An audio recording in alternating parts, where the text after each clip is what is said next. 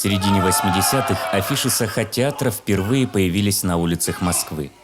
В год своего 60-летия театр представил столичному зрителю 6 лучших спектаклей. Среди них работа начинающего режиссера.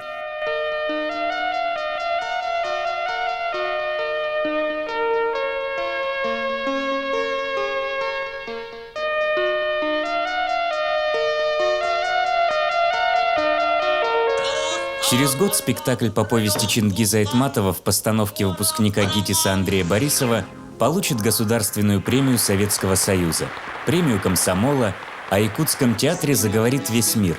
В начале 21 века спектакль станет почетным гостем на юбилее премии «Золотая маска», а затем соберет национальные театры на первый кочевой международный фестиваль под одноименным названием.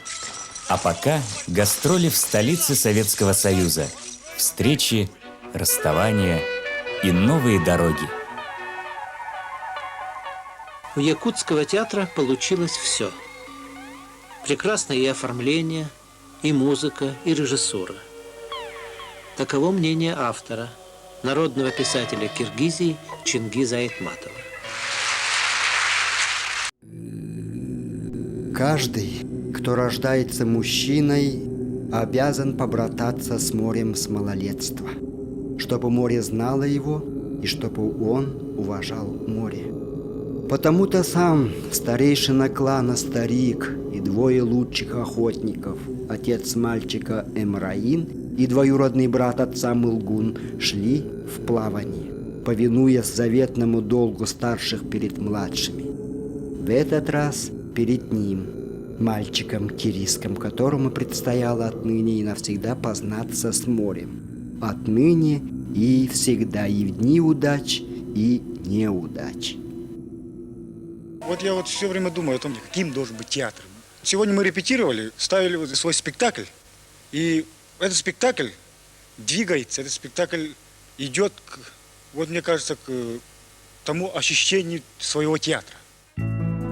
Год 1974. 23 девушки и юноши, начинающие артисты, выпускники Щепкинского училища, вернулись на родину работать в драматическом театре. Андрей Борисов, Ефим Степанов, Герасим Васильев, Степанида Борисова, Домна Уйгурова. Их имена еще не были известны, но им суждено было начать новую историю театрального искусства, стать зачинателями театра Олонхо. «Желанный голубой берег мой» по повести Чингиза Айтматова «Пегий пес, бегущий краем моря» стал первым спектаклем вчерашних студентов. Этот спектакль сделал революцию в самом театре, это однозначно. Это однозначно, потому что там полностью сменился стиль работы. И мы сейчас видим новую культуру народа Саха. Нельзя сказать, что она началась с «Желанного берега», но «Желанный берег» – это та необходимая эпоха, когда вот как долго-долго лежавшее в тишине нечто, стихия, полная потенции, полная энергии, вдруг реализовалась. Это как зерно, квинтэссенция, программа развития эстетики, которая плодотворно продолжила все накопленное, что было в якутской культуре до Андрея Борисова.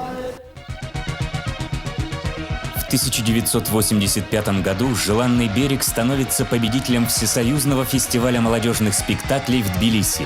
В Грузии постановка вызвала настоящую волну восхищения. Посмотреть спектакль приезжала даже великая артистка Верико Анджипаридзе. После просмотра она сказала труппе: «У вас театр. Самый высокий, огромный театр. Спасибо вашим актерам, спасибо всем, кто это сделал, кто это создал».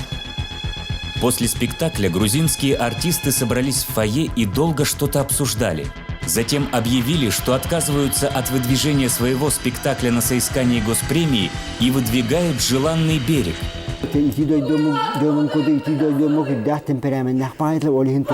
ahara ulukan tıldırak bittere kıcık. Naha ulukan kaygahanları, ulukan tennebilleri, tennehenleri olmuştur. Bastan bir kadir hoy buput. Ondan kendiki kıcık bu bilgin hübbe bes lasmını kan hübbe lasmını kan hanataka kıcık bittere nahal baga kıcık tonla. Kinne böyle keden tuppatakların tiyatrını da tutulunna. Kinler bittiren kodubulun jonları jıraq tahtın dehderge biler boldular. Даже kine hangenden tır boldular. Beyvet onları oldu. Üreter boldu. Olsun hananlı kabet yapılar çılırdı bihi. Вместе с Борисовым над спектаклем работал ленинградский художник Геннадий Сотников. Они встретились в Москве в годы студенчества, и уже тогда возникли первые идеи. В итоге простота, лаконичность, условность и убедительность в оформлении спектакля.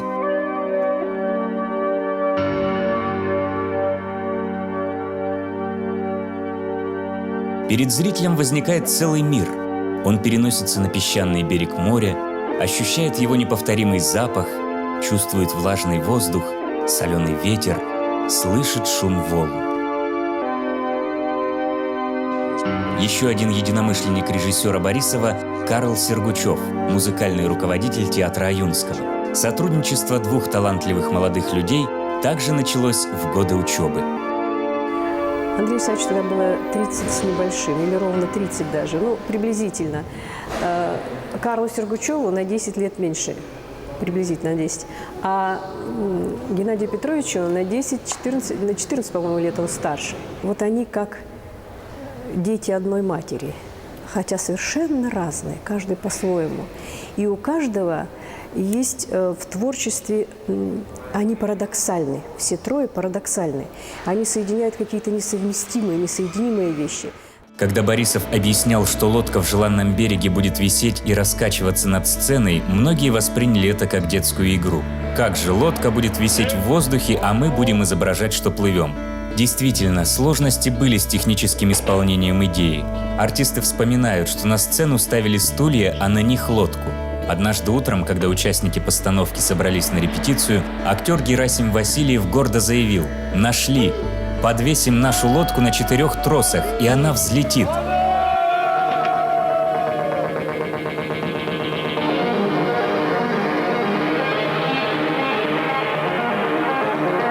«Все мы в одной лодке», — говорит Айтматов в своей повести. Носитель этой мудрости — старик Арган, старейшина клана. Его роль с первого дня жизни спектакля и до 2004 года исполнял выдающийся артист Симон Федотов. Критики подчеркивали в его игре внутреннюю правду, достоверность, колоссальную энергию перевоплощения.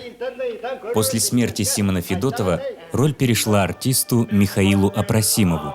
Старик Арган передает в своем монологе всю значимость символа каяка.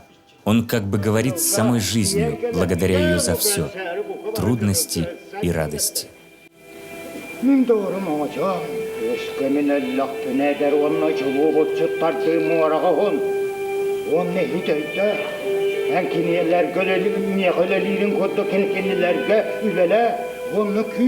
Budurar bir dumut var çamlı atarın, kine nemir aktı, çuvastostar bulur, kine bir gün ambastan mora atarsın, baddın, yürenin, otta beyi kaldırak, min doğru mamacağım. Для корабля, который не знает, в какой порт он идет, никакой ветер не будет попутным, гласит мудрость. Участники новой постановки сердцем чувствовали, вершится что-то новое, на ощупь шли к своей цели. Они интуитивно понимали, этот спектакль переменит многое. Спустя четверть века они вспоминают: «Мы были как будто зачарованы, как будто сам спектакль управлял нами, собирал нас». В дни постановки все как один жили желанным голубым берегом. 28 дней и ночей репетиций. Спектакль бейтем ана кihini oyunu hüccette kihini olur köre olur da kihini ана beyte taddanılar. O köyen komun makka da hücce bolakana spектакль ihiger kiydin de beyte komuyan kiyden. Для Герасима Семеновича приход в театр однокурсника по щепке Борисова уже в качестве режиссера стал решающим. Театр становится для него сильнее всего другого. Благодаря «Желанному берегу» Васильев обрел себя как артиста. Он, как и все участники спектакля, увлеченно работал, болел за весь спектакль больше, чем за свою роль. И когда перед гастролями выяснилось, что лодка не помещается в самолет, Герасим Семенович решительно сказал: «Нужны только болты и фанера». Ночами после репетиции работали. И получилась разборная конструкция, которую можно собрать за полчаса. С этой лодкой артисты объездили полмира. И через 7 лет оставили ее в Чикаго.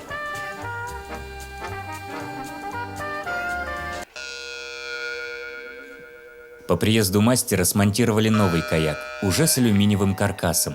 Она прослужила до наших дней. В юбилейный же год следующему составу решено передать новую лодку.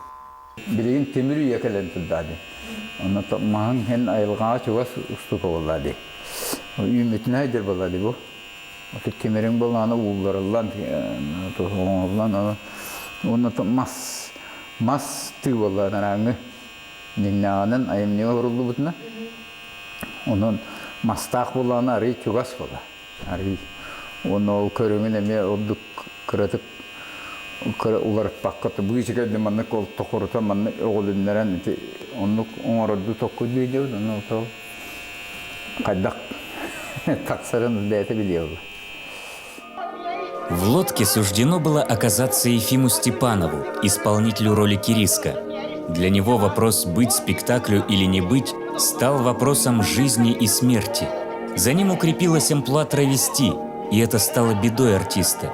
Приходилось играть только роли детей. Буквально по 3 Петьки в год, вспоминает Ефим Николаевич. И когда режиссер принес инсценировку, он воспрял духом. На протяжении 25 лет мои партнеры по сцене превращали меня в Кириска, 12-летнего мальчика, наивного, трогательного, а потом и возмужавшего сына Нифхов, продолжателя рода человеческого, кормильца, охотника.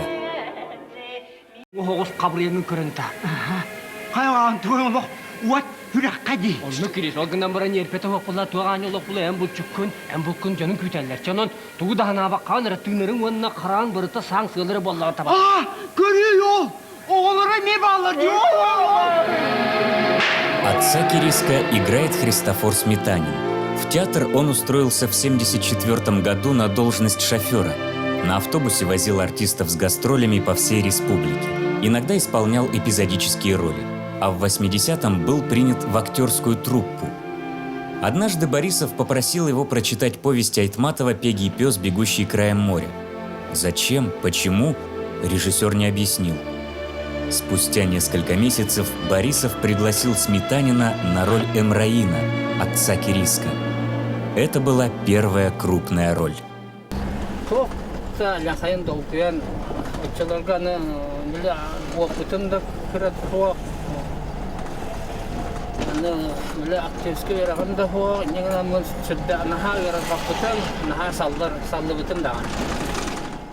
Режиссер чувствовал настроение артиста и однажды попросил задержаться его после репетиций. «У тебя есть все, чтобы играть Эмраина. Будь им!» Эти слова заставили Христофора поверить в свои силы. Hayda bu birimiz soluz küs köküyle yanımayan kadar bir güne çırıttıgan buyur sartana bol bata. Çe saatır bir soluz çağılıskın. Çe çağılıskın. Ottan min biliyam hayadaki çağılıskın mümkün eydan kalım onu şirge. Karan kampak yakıtıl barki yer solbun buluam.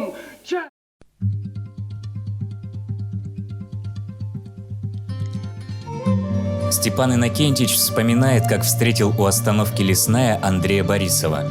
Режиссер предложил ему роль рассказчика в «Желанном береге». «Репетиции с завтрашнего дня», — сказал Борисов. Я приходил, паузу смотрел и начинал. Устан насу, туман түйнін, онна аргыр түйні, бетігеріңеріммет, охоскай мора, он кытыла, сир, онна у. В в театр, который в то время находился в здании Троицко-кафедрального собора, Степан Иннокентьевич пришел со своим коллегой Афанасием Федоровым. Они вдвоем начали репетировать и выступать. И показывал их, и уходил туда уже. Опять надо было туда бежать, и опять оттуда выходить. Все время надо было кружить вокруг них и рассказывать. Орган и Кириск, старик и мальчик, дядя и отец мальчика. Все неразрывно связаны друг с другом. Все они в одной лодке. Сила человека, сила его духа, человечность и совесть – это общее для всех народов. Злободневность темы, прозвучавшей в первом же спектакле Борисова, проходит через все его творчество. Эта тема не теряет злободневности и в наши дни. Бу биһиги бир оңочого бар бут. Онан жылгабыт таганы бир булак тустакты. Олата каймак бүтүнүтө бу сир тугар сарыгаралар болла. Онан биһиги канны багарар ому канны багарар планета биһи жылгабы барыты бир.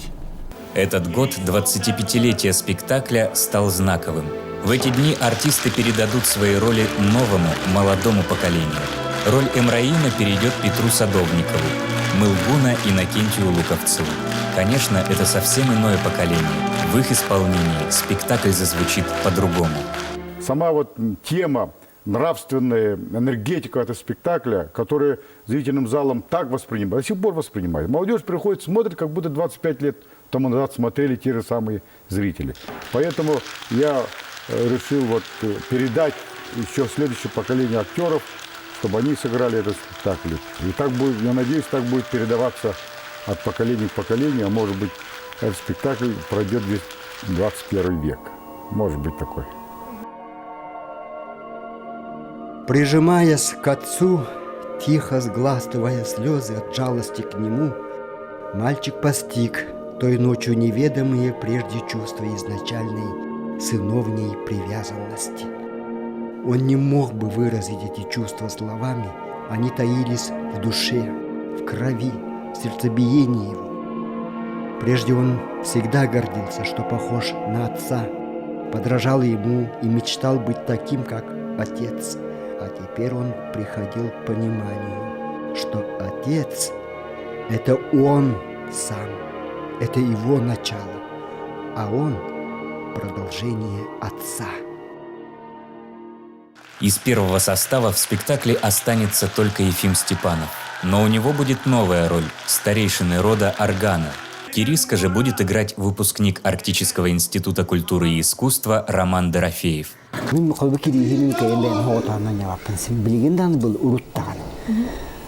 Мигин партнердерим кирис күрді көріне сығанна сақтымын отчоғына мен кирис болан кәләбін.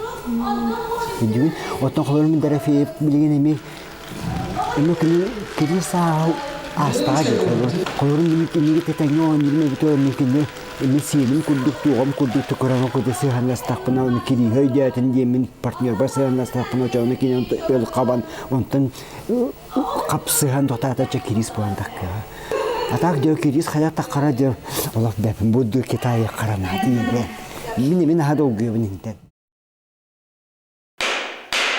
Сейчас актер Герасим Васильев завершает работу над новой лодкой, в которой теперь суждено плыть через года молодым.